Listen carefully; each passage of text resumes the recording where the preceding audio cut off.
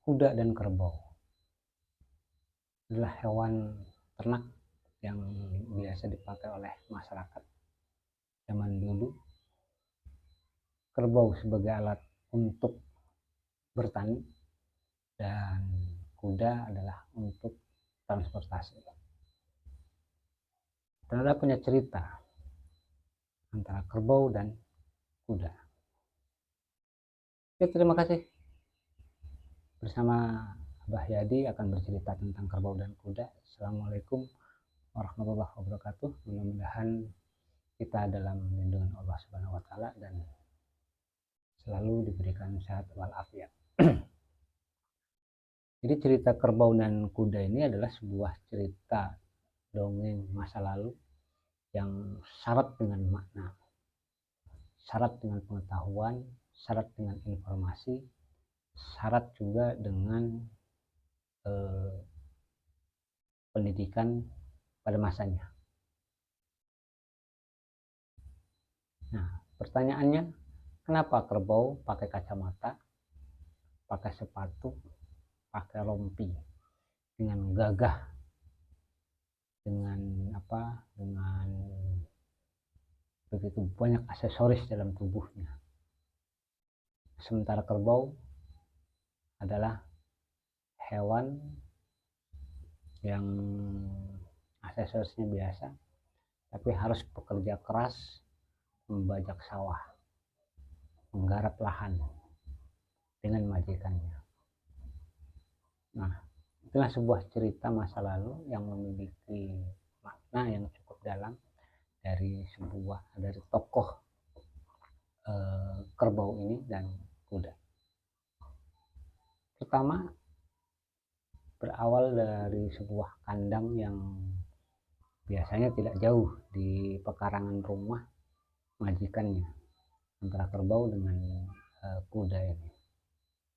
Kesibukan setiap hari biasa, kerbau pagi jam 5:30, jam 5 sudah berangkat ke sawah sebelum matahari terik, menggarap lahan ketika menjelang musim tanam segala macam gitu kan.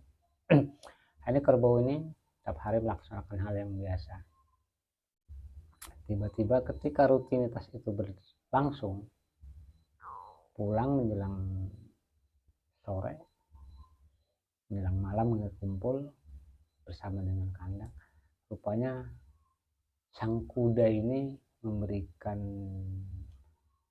gambaran, memberikan saran kepada si kerbau, karena sama-sama bekerja di majikan yang sama.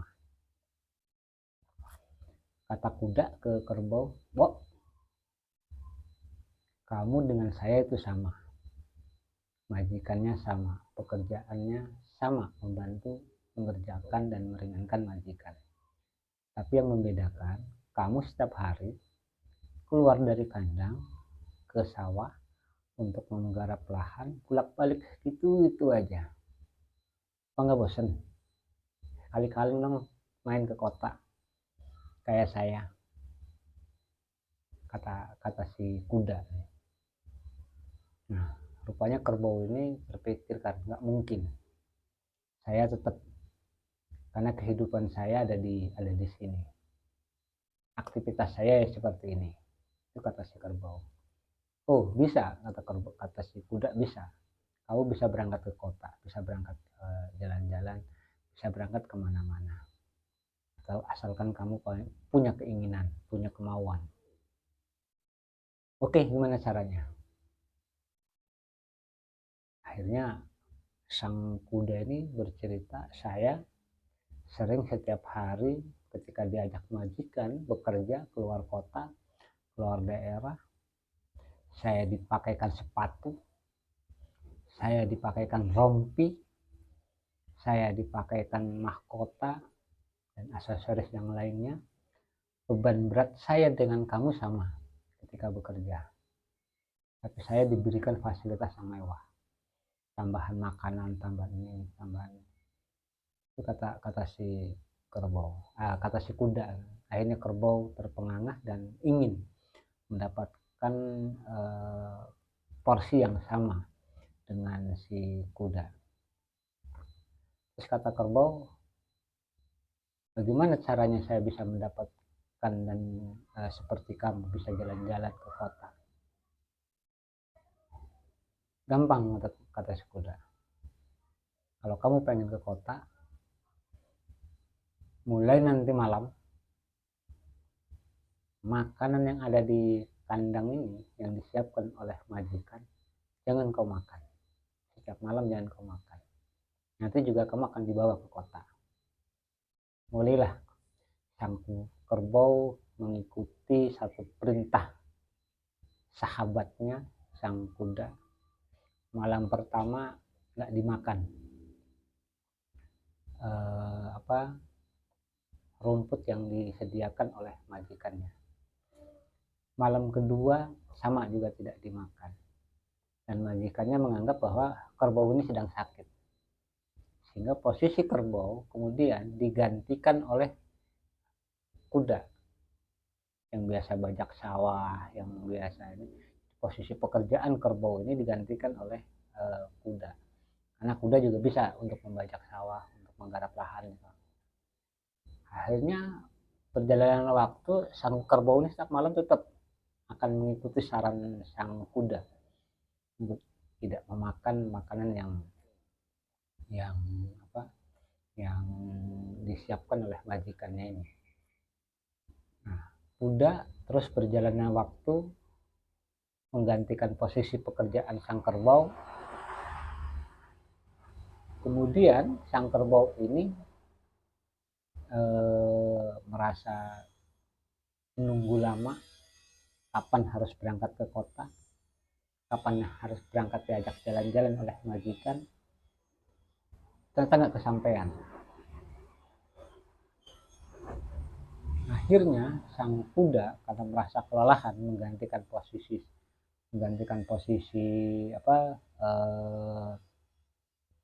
kerbau dalam mengerjakan garapan lahannya.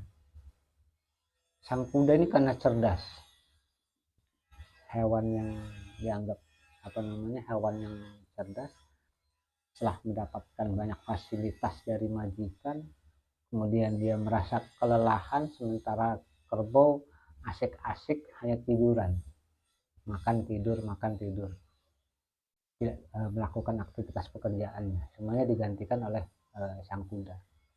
Jadi sang kuda berpikir, bagaimana caranya harus bisa mengembalikan pekerjaan ini, yang pekerjaan di kebun ini, di ladang ini, di sawah ini, itu harus kembali lagi ke kerbau.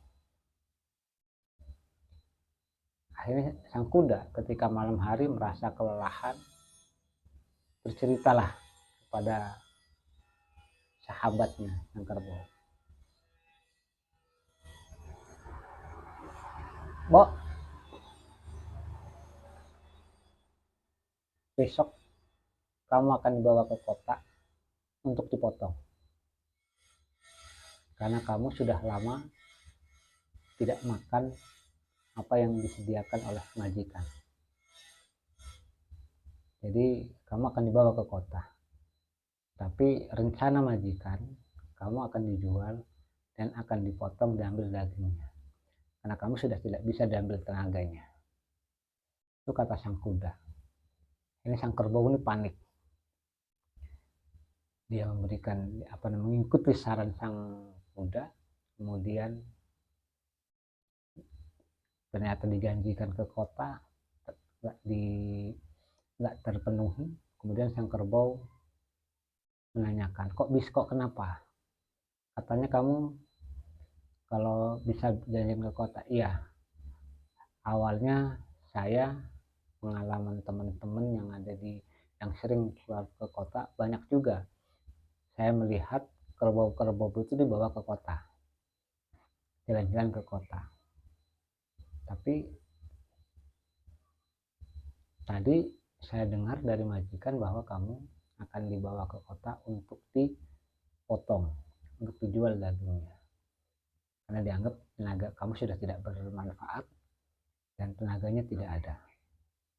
Ini sang kerbau ini merasa panik,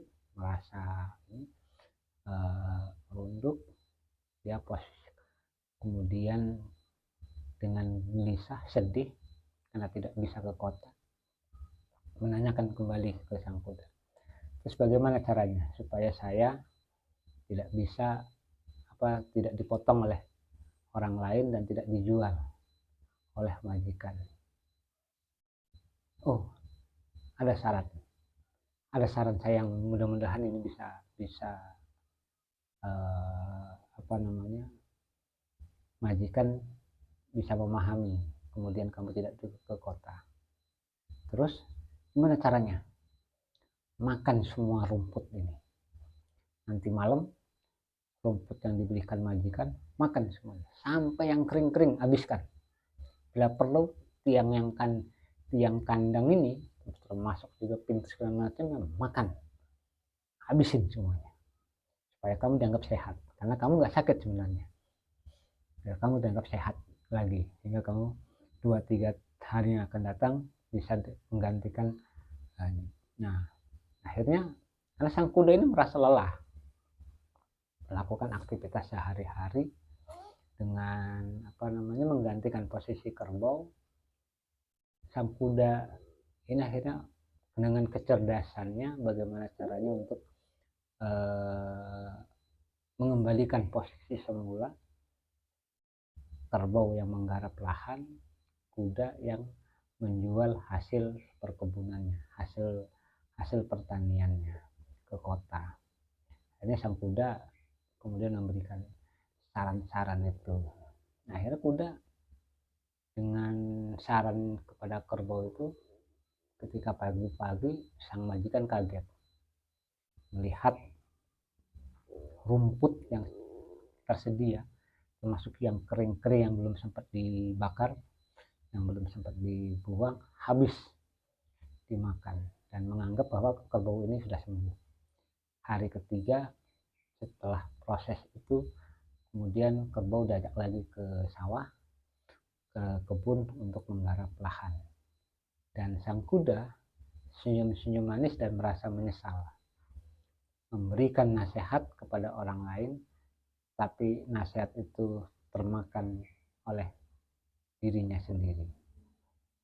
Dan pesan moral yang dalam cerita ini, kita sering memberikan nasihat kepada orang lain, kita sering memberikan arahan kepada orang lain, yang sebenarnya arahan itu ketika kita yang melaksanakannya, kita merasa keberatan, kita merasa nggak mampu untuk mengerjakan karena beda posisi. Sehingga dalam cerita kuda dan kerbau ini, jangan pernah menganggap bahwa itu hanya sebuah cerita belaka, tapi cerita ini syarat dengan makna. Kuda yang banyak keluar rumah, banyak keluar kota, keliling-keliling dengan pakaian bagus, pakai sepatu, pakai rompi, dan pakai kacamata, sementara kerbau tidak dikasih apa-apa, tenaga yang sama. Ketika minta untuk seperti itu, maka terjadilah nasihat, dan sang kuda ketika memberikan saran, rupanya dia salah memberikan saran, karena memakan sarannya sendiri. Nah, saran inilah yang syarat dengan makna.